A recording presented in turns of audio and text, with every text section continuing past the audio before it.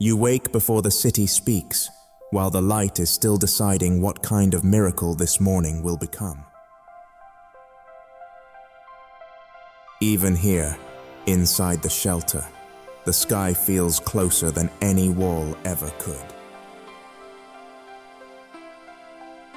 Then the horizon opens, and you realize this home was only the beginning of the view. The most beautiful city of 2300 is not ahead of you like a skyline, it surrounds you like weather. Every direction offers another impossible answer to a question you have not even finished asking.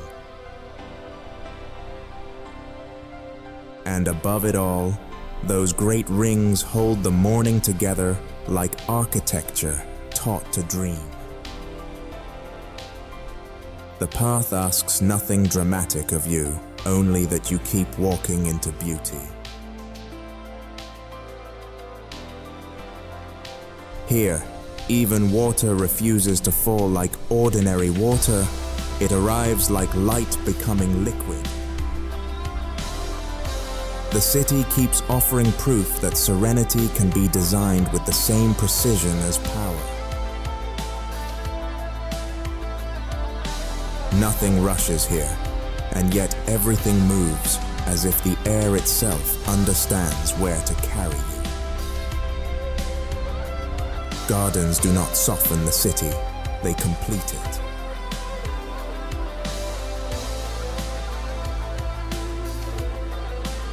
Only now do you understand that what looked like one city is really a horizon of cities. And that bridge ahead is your invitation to stop watching this place and begin entering it. Somewhere beyond that radiant crown, the city is keeping its larger secrets for later. Even the smallest surfaces here seem aware of the scale they belong to.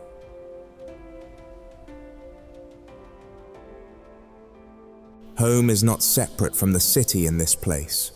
Home is one gentle note inside its larger music. For a moment, something living and enormous crosses the morning, and the city somehow feels even more at peace. Below you, every path seems to descend into another layer of wonder instead of routine. You could stay on this terrace for hours, and the city would still feel unfinished in the best way. Now the morning opens completely, and the whole civilization seems to inhale with it. This is the moment you stop waking up here and start belonging here.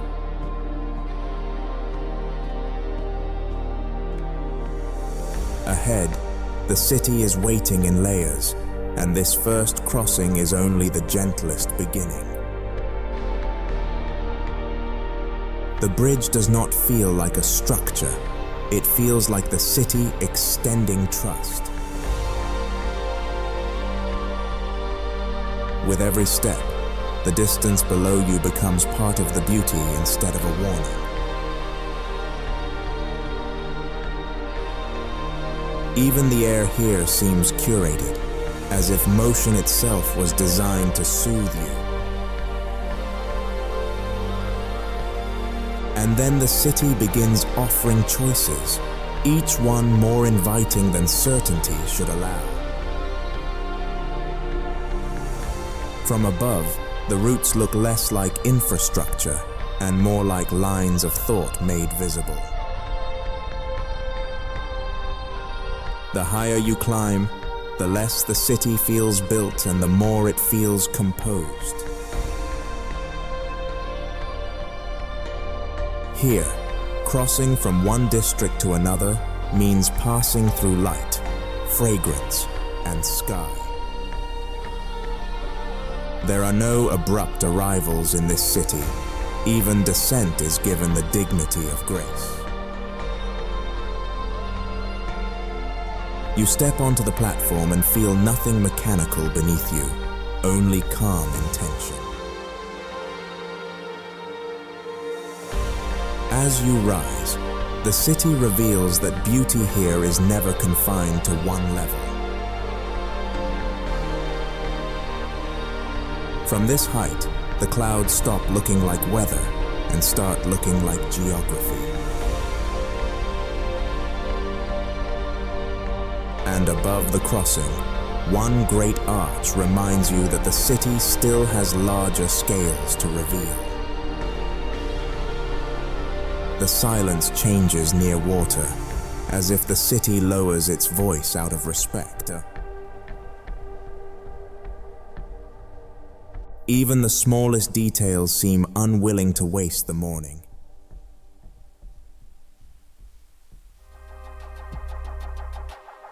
Now you begin to sense that these bridges do more than connect places. They prepare you for them. Every route seems to promise that the next view will widen your understanding of where you are. And there it is again, farther ahead, larger now, waiting like the city's true center of gravity. The traffic here never interrupts the peace. It seems to move carefully around it. The city begins to carry you now, and your own pace starts to feel synchronized with its rhythm.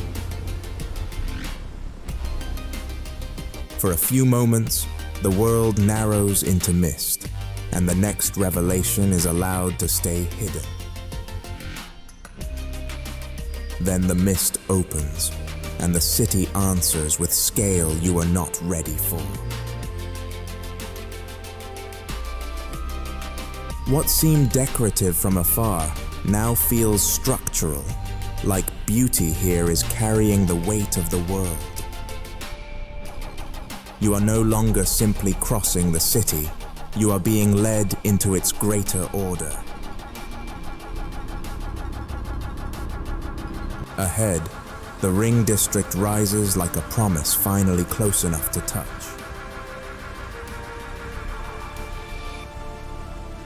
Up close, the Ring District does not feel like part of the city. It feels like the city deciding to reveal its true scale. What looked graceful from afar becomes monumental the moment your feet enter its light. The ring is not a frame around the city. It is a world folded into an impossible curve. Inside it, distance behaves differently, as if scale itself has been taught restraint. You begin to understand why nothing here ever needed streets. The sky already does more. From this angle, the city stops resembling architecture and starts resembling order on the scale of weather.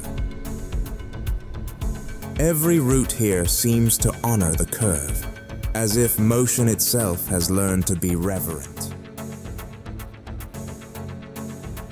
Water does not decorate this district, it explains it.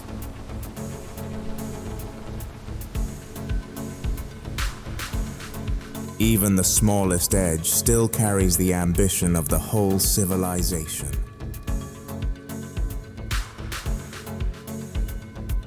And beneath you, the clouds remain present, reminding you that all of this is still floating above a second world.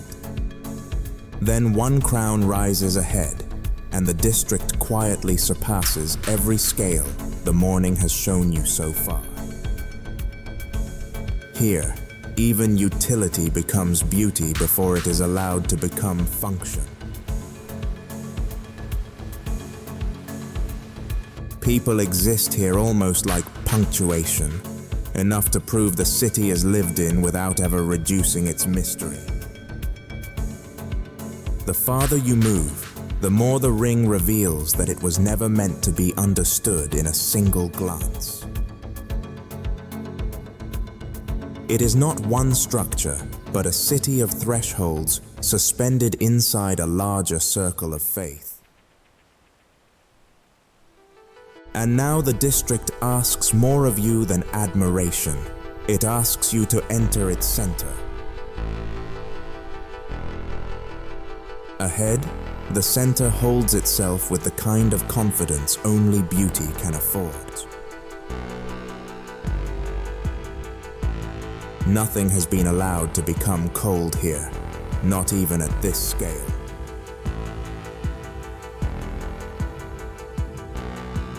The engineering disappears into grace so completely that even gravity feels politely edited. By now, the city has stopped proving itself. It is simply allowing you to keep up. Seen from above, the order becomes unmistakable. This place was built like a belief in harmony made physical. And just when the district feels complete, the horizon admits there is still more of it. Beyond these monumental forms, something gentler waits, as if the city keeps a heart behind its grandeur. The ring has shown you the scale of this civilization. Next, it will show you what that scale was built to protect. Beyond the monumental core, the city opens into something warmer, as if grandeur has finally learned how to welcome people. Here, the scale remains immense, but the mood changes. The city is no longer introducing itself. It is receiving you. You begin to see what public life looks like in a civilization that never confused beauty with luxury alone.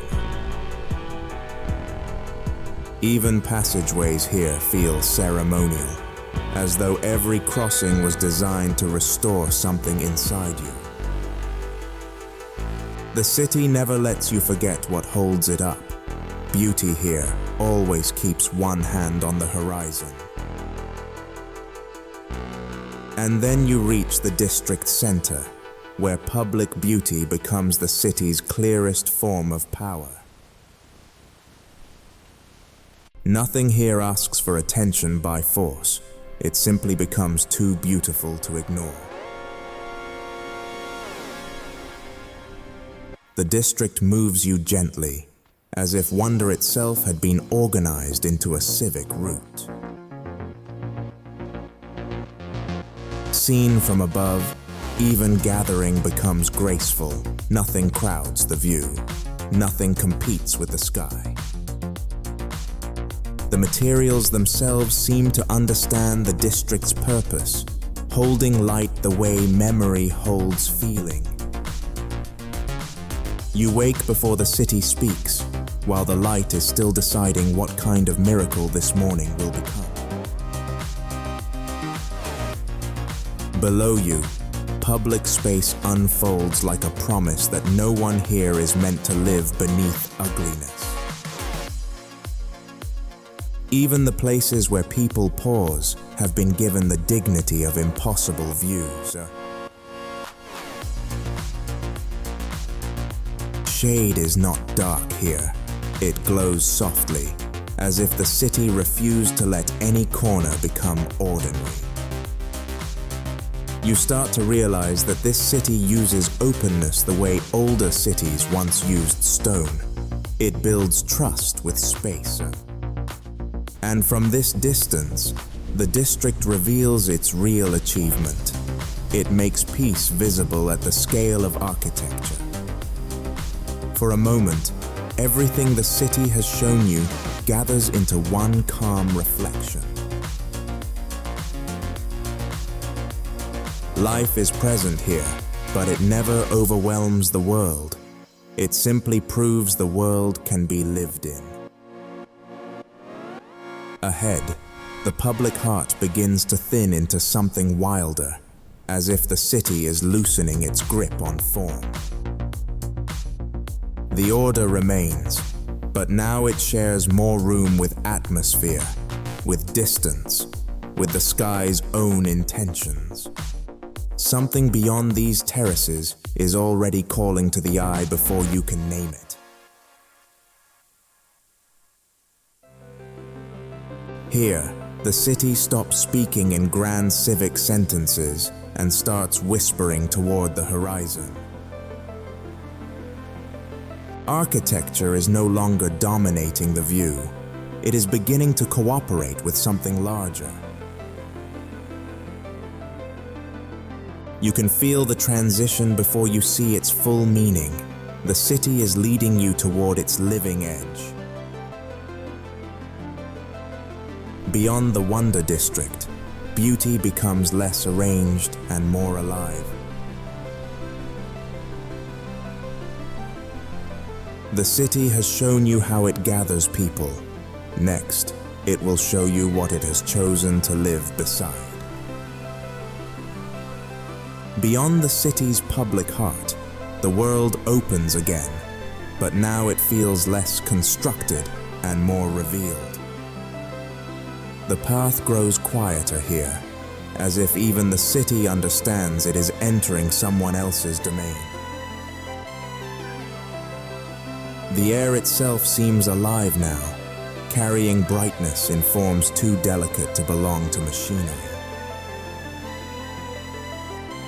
Here, water no longer descends with civic certainty, it wanders like weather learning how to shine. When you look back, the city feels impossibly grand. When you look forward, it feels wonderfully unfinished. The geometry remains, but it loosens here, allowing the sky to complete what architecture began. Nothing about this edge feels abandoned, it feels trusted.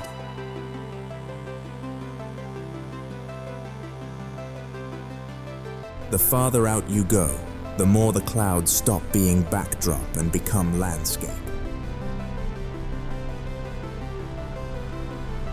Even here, on the city's quietest edges, every small detail still remembers the scale around it. The route no longer feels like it is taking you somewhere built.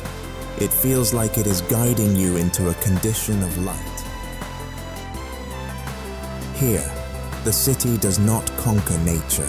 It learns how to remain beautiful beside it. Something moves beneath the brightness, too large to belong to any machine this city would ever need. You do not see it clearly yet, and that uncertainty makes the whole horizon feel alive. Even the water seems to notice before you do.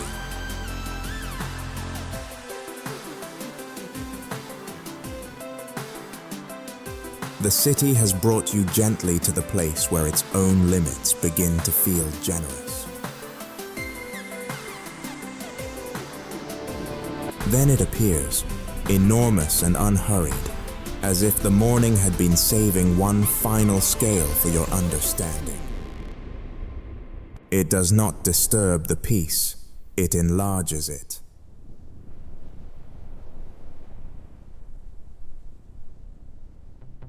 Beneath it, you feel not fear, but the strange comfort of being beautifully outscaled.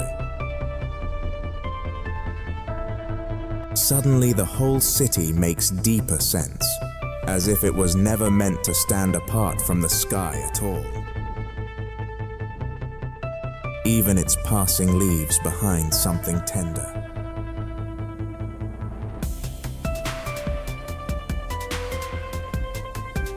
And then you realize this was never a solitary miracle. It was always part of a larger living sky. The reflection feels almost impossible, as if the world needs two surfaces just to contain what it is showing you. By now the day has changed, and with it your sense of what this city was trying to say. You begin to turn back, not because the wonder is finished, but because it has already become enough. Ahead, the city is waiting again, quieter now, as if it knows you will see it differently. You have seen what the city was built beside. Now you are ready to see what that truth does to its final light. By the time you begin the return, the city is no longer introducing itself. It is remembering you back into its light. The same bridges feel different now, as if beauty has gained weight simply by being lived inside. Even the water has changed its language, trading brilliance for something quieter and deeper. Morning showed you what the city could reveal. Evening shows you what it can hold. Far below, life continues without breaking the calm, as if routine here was designed never to injure wonder. From above, the city seems less like a place you visited, and more like a rhythm you were briefly allowed to join. The great rings no longer feel like marvels alone, they feel like guardians of the hour. Light lingers longest in the living things, as if the city wants its gentlest surfaces to say goodbye last. Reflection becomes its own second city now, carrying the whole sky in silence. You rise a little higher, and with each step the world grows less detailed and more complete. Then the city gathers itself all at once, not to impress you again, but to let you see that it was always whole. Here, the morning and the evening seem to touch in the same water.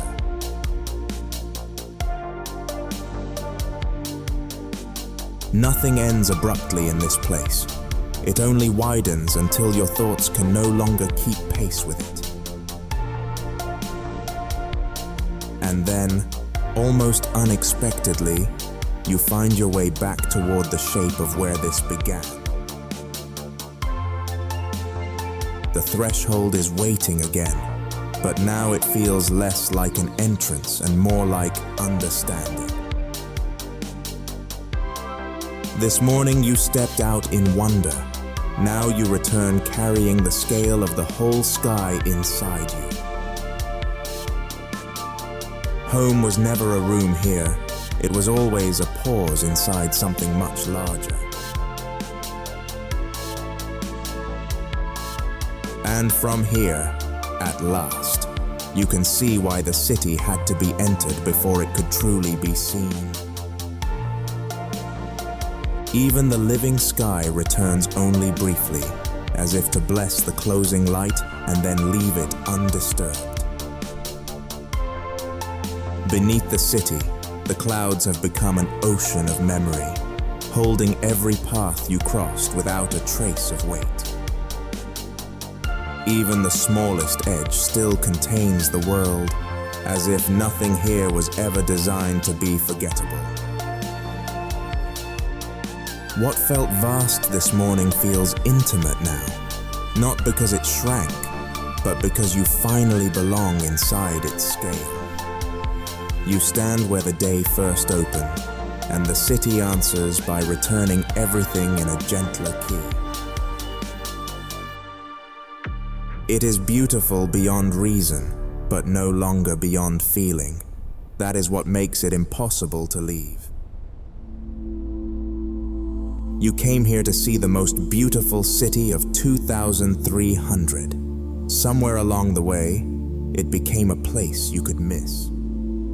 And that may be the rarest achievement of all, for a future to feel not only wondrous, but worth longing for.